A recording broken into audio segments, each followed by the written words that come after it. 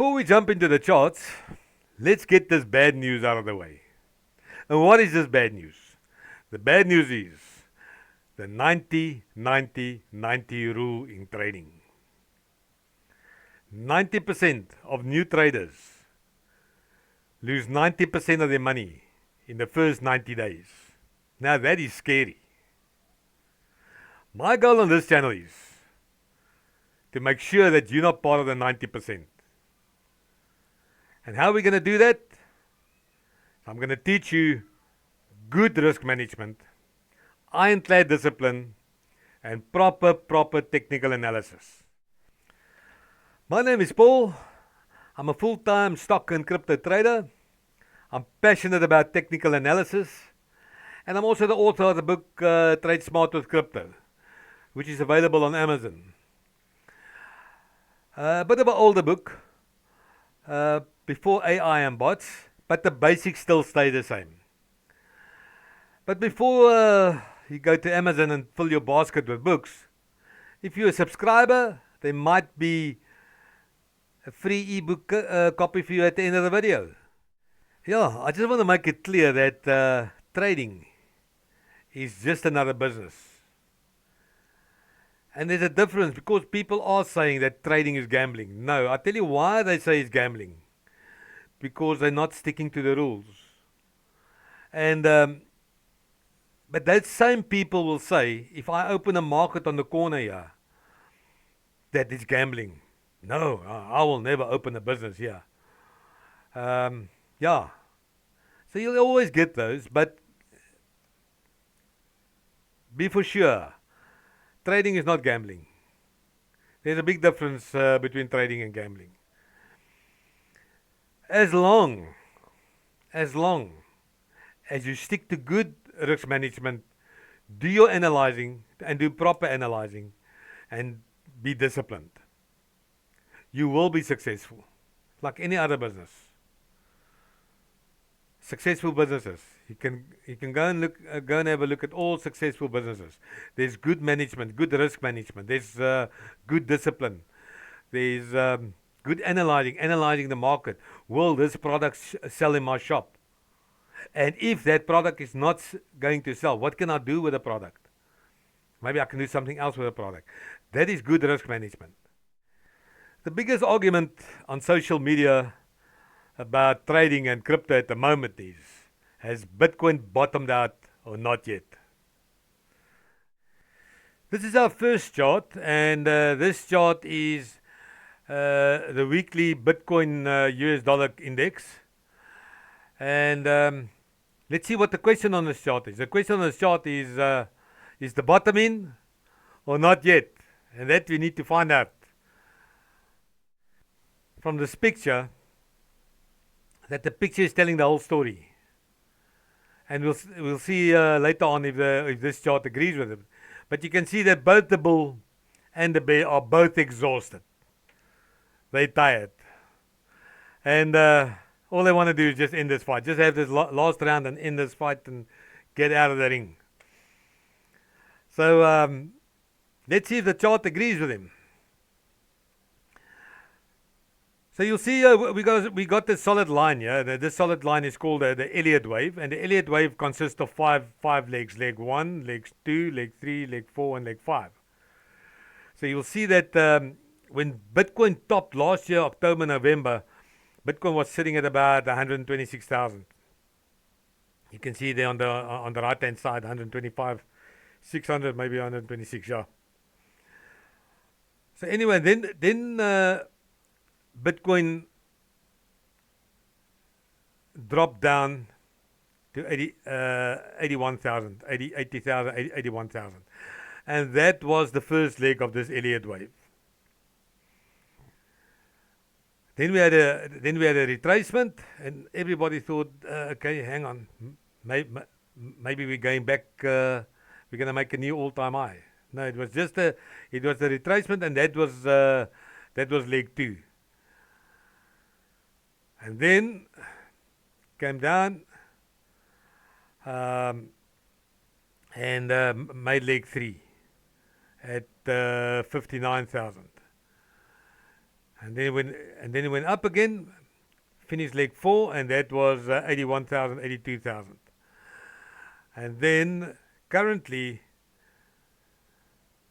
we're in leg 5. Whether leg 5 has done its thing yet, I don't know.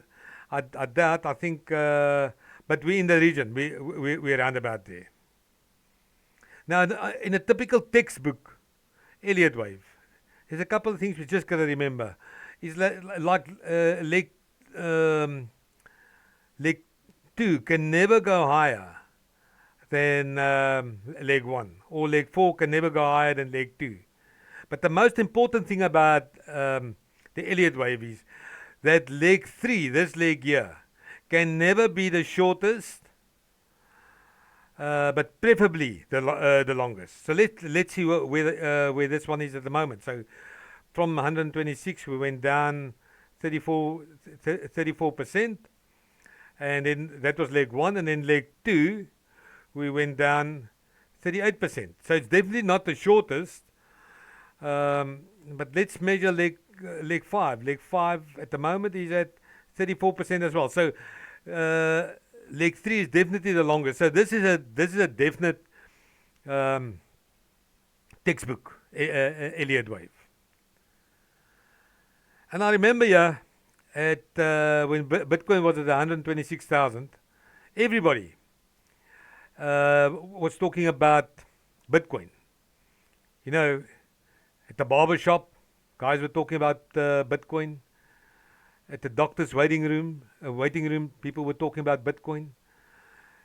At the barbecues, as they call them this side of the world, or braais back home in South Africa, the guys were standing there, yeah, you must invest in Bitcoin. Yeah, I've just bought Bitcoin. Yes, me too, I also bought Bitcoin.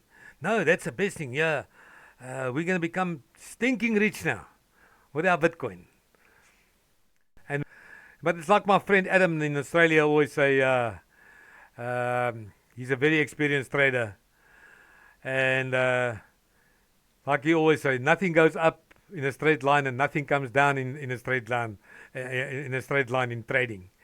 And so it came down, went up again, came down, went up again. So yeah. And it formed a typical Elliott wave. So now these blue blocks here, this blue block here at the bottom, what is it? That is an order block, and that is from the this is an order block from Smart Concepts. Now this order block is telling us where the smart money is buying. Because now you must remember this guy at the barbecue or the braai that bought at 125,000. And it came down to 60,000. He said, no, you know what? No. I'm rather going to lose half my money before I'm going to lose all my money. And no. I'm out of here. I'm out of here. I never want to hear the word Bitcoin again. Please. And he's out of it. But he bought, and please don't be offended, between smart money and dumb money. But we as retail investors, we are called retail investors and retail traders, we are called dumb money. And smart money, those are the institutions, the finance houses, the banks, governments. Those are all smart money. So we need to find out where they're buying and where they're selling. And not listening to this guy standing there having a beer next to the fire. Yeah, I also bought. No, you don't want to be that guy. So we need to find out, and we got to do our homework. We got to analyze. Trading is hard work. It's tough. It's not sitting behind a computer and playing games like some people think. When you sit behind a computer, the guy's playing games. No, we're not playing games. We're analyzing. And that is tough. To find the right level to get in or get out. And that's also a prediction. It's just a prediction or a probability or a possibility. It's not cast in concrete. And that's why we said earlier on, we got to have good risk management. in case the market decide to turn against us, that we have a stop loss in place or whatever we have in place, but we're going to need some sort of, we have to do our risk management. Anyway, so this order block at the moment is between 55 and 61. I see we've been trending now in that block, and I think, personally, we're going to trend sideways now for a while. And I think we can go as low as the bottom of the order block, which is at around 55,000. Can even go as low as 50,000. But yeah, I think it'll be a safe zone to buy in this 61, 55,000. Well, that is the order block and the Elliott wave, what they're telling us about the bottom. But oh yeah, I've got a call here, a Zoom call here from two of my buddies, Randall and Gandel. Old Randall, yeah, he loves the red candles, and Gandel, on the other hand, he loves green candles. So they want to introduce themselves, and I'm going to have a sip of my coffee, and I'll see you on the next chart. Please subscribe to the channel. And don't forget to smash the like button. Thank you, Randall and Gandel. And I've enjoyed my sip of my coffee. And you guys know how I love my coffee. Yeah. Yeah, cut a long story short, here in Turkey, we get a coffee, Mehmet Effendi, which they make in that small cups, like almost like an espresso cup. Just make sure you don't drink the last bit, because that's like mud, you know. But that's good stuff. That's good stuff. You know, life is too short for cheap coffee, man. We gotta have good coffee, even good filter coffee. Yeah, but let's dive into the more serious stuff, and let's see what this chart wants to tell us. And this chart, let me get rid of myself here, because I'm taking up some real estate here. Yeah, boom shakalaka, I'm out of there. So, okay, this chart is the Gaussian channel, the weekly Bitcoin Gaussian channel.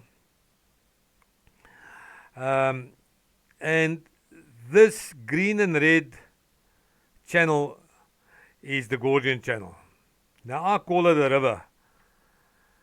And I don't know if you guys ever been on the Zambezi,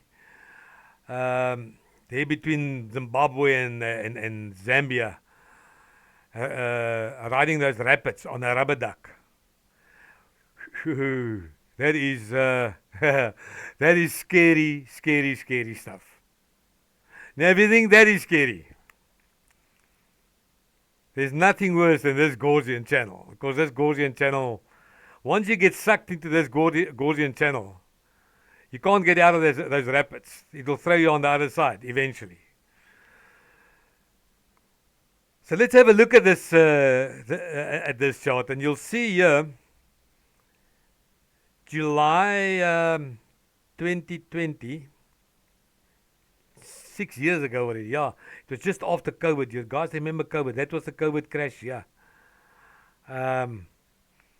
Yeah, I remember I used to bake bread for my neighbors and for ourselves. Hey, I actually learned how to bake bread then, because the supermarkets didn't have bread, and it was Also, it was also fun, you know, working from home, but never mind. Let's get to the chart.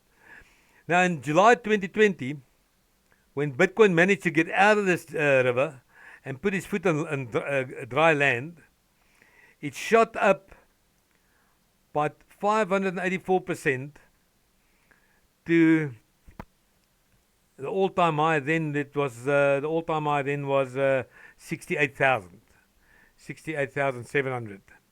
That was the all-time high then.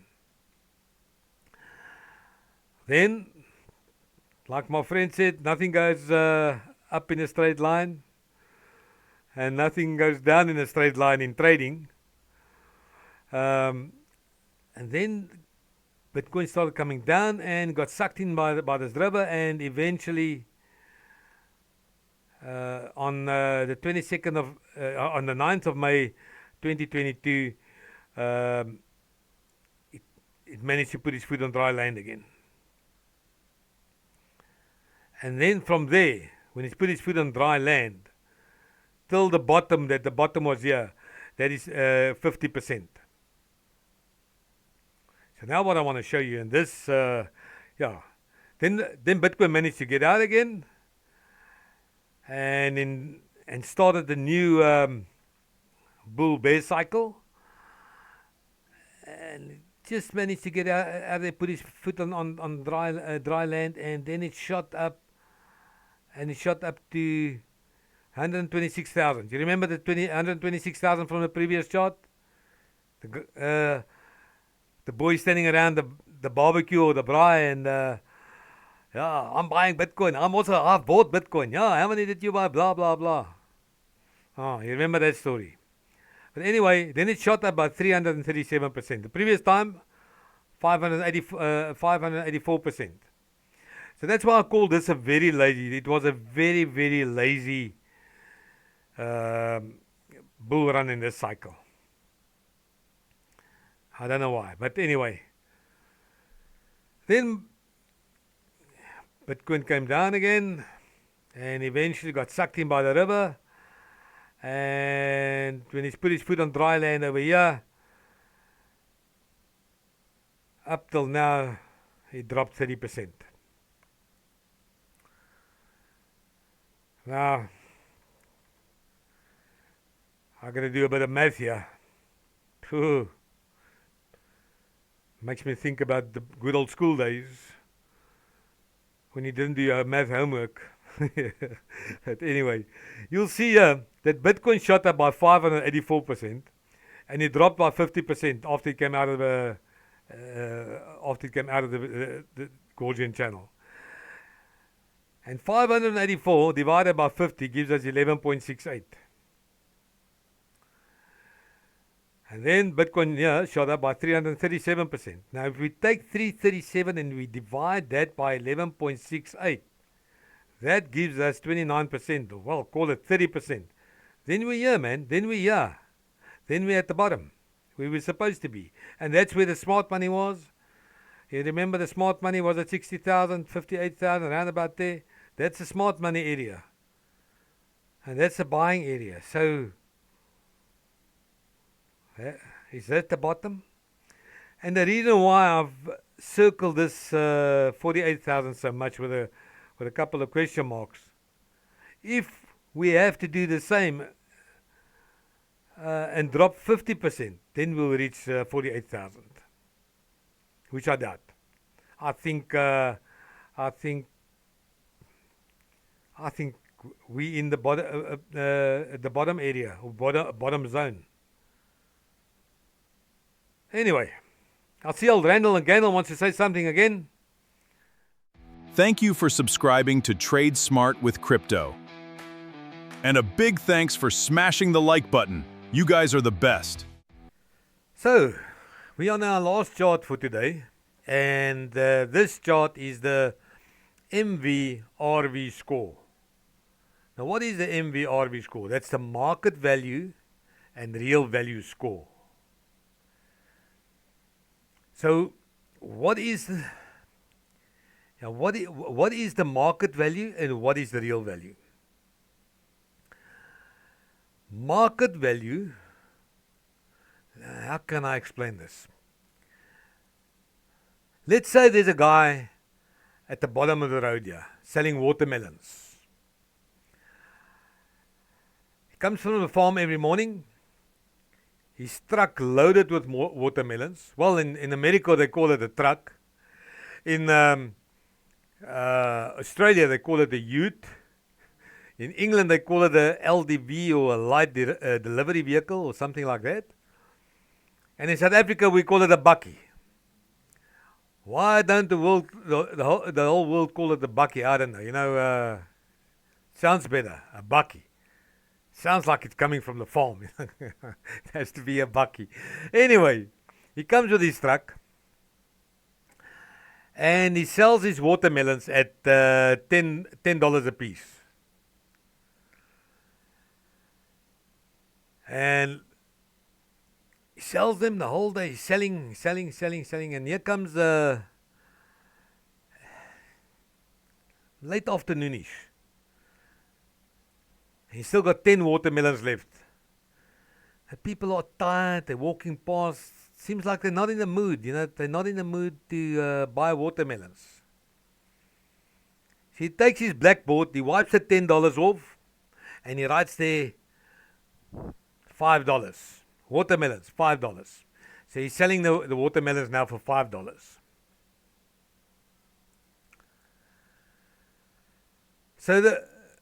So the real value. No, hang on. With that $5, why did he sell for $5? He made a calculation. He made a calculation that for him to break even on those 10 watermelons, he can sell them for $5. Because there's still some sunlight left when you get to the farm. He's got some work to do there.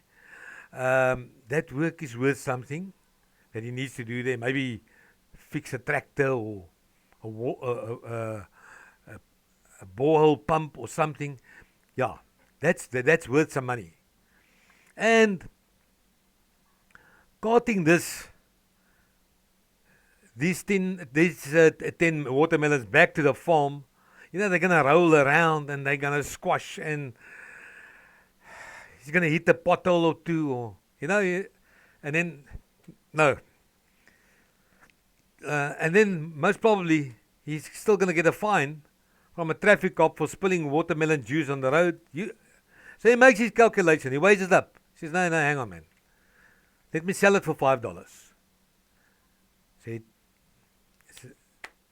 he starts selling. 5 minutes later, not even 5 minutes later, they all sold at $5. And he goes back to the farm. Now the real value for watermelons is $10. Because for a farmer to farm them cost him maybe $6. To cart them from his farm to town, another $1. He works in his salary, blah, blah, blah. And yeah, and his little profit, and to make it worth his while, $10. So that is the real value. The market value is what people paid for it. So those watermelons, the market wasn't prepared to pay $10. But the moment he changed the price to $5, boom shakalaka, he sold all of them within a minute or what?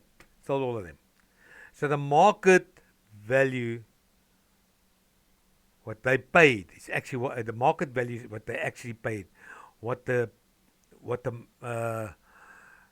buyers actually paid for that watermelon.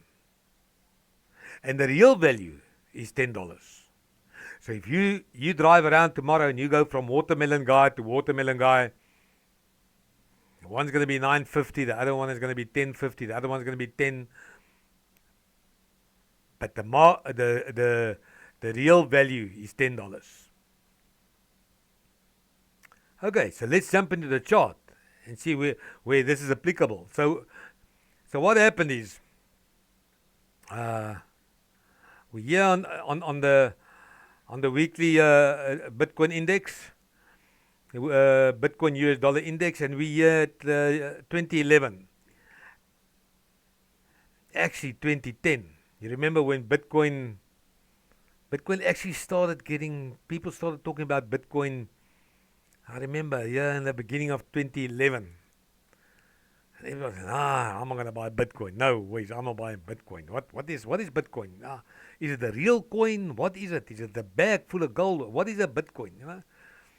Anyway, Those were the days. But anyway, let's have a quick look at the price then. The price when Bitcoin, when this um, bull and bear cycle started, price was around let's see, around about 6 cents, 5 cents, 6 cents. Now imagine you bought and it sold at the end of this, in the end of this bull run, it sold for $32.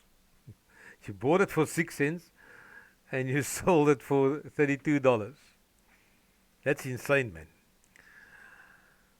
Okay, so that was the end of the bull run in the cycle, and now the bear run started in this bull bear cycle, and you can see it sort of bottomed out there at $2. Yeah, bottomed out at $2 before the new bull run in the bull bear cycle started. But look what happened at the MVRV score.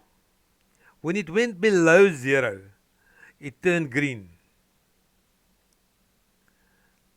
Now that area, that is the $5 watermelon area. I hope this makes sense. But that is below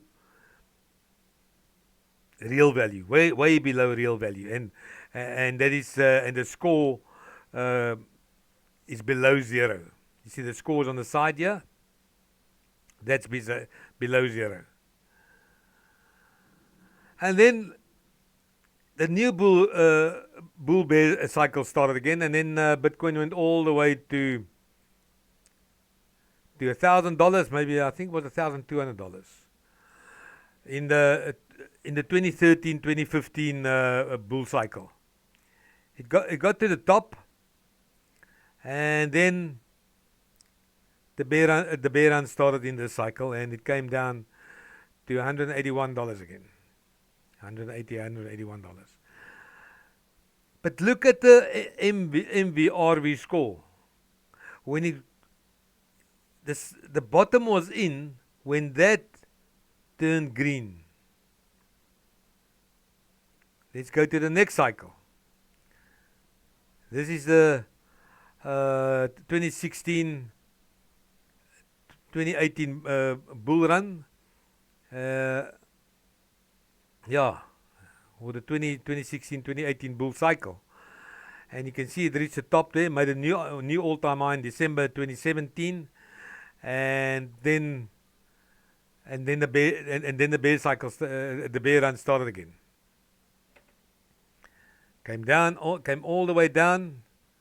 It went up as far as 20,000, and it came back to 2,900 in December 2018.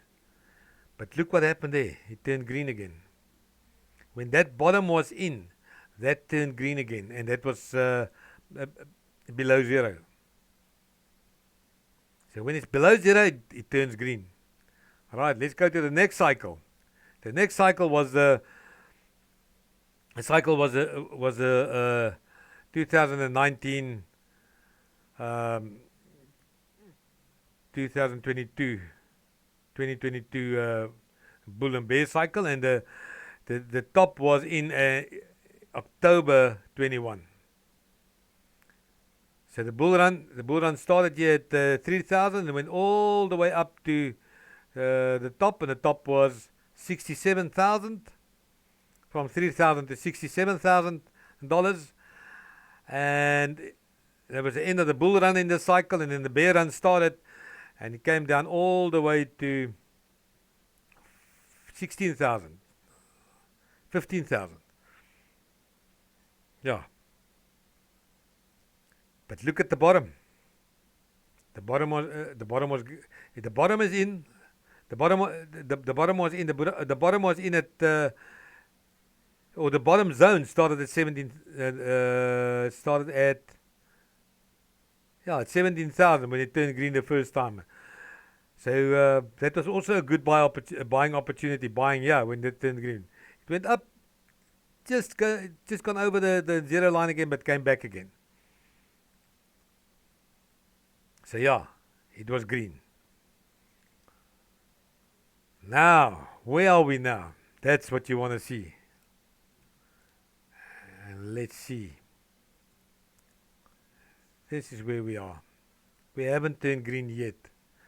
But traders, we point to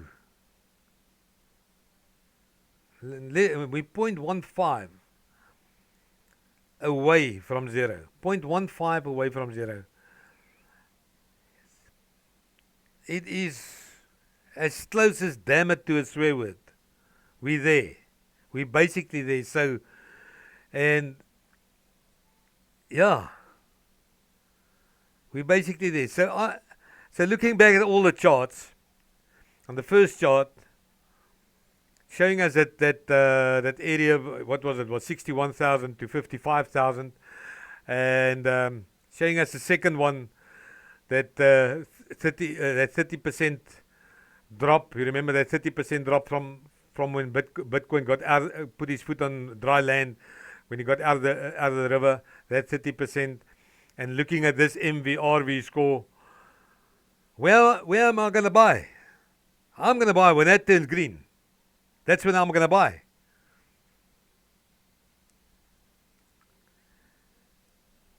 But yeah, anything can happen. But this is what the charts are telling us. This is what the charts are telling us. Anything can happen. I mean, we can have, God forbid, but maybe with all the nonsense going on in the world at the moment, somebody can drop an ugly bomb somewhere, or I pray it's not going to happen. And we can have like the COVID crash. You know, I don't know if you guys can remember the COVID crash.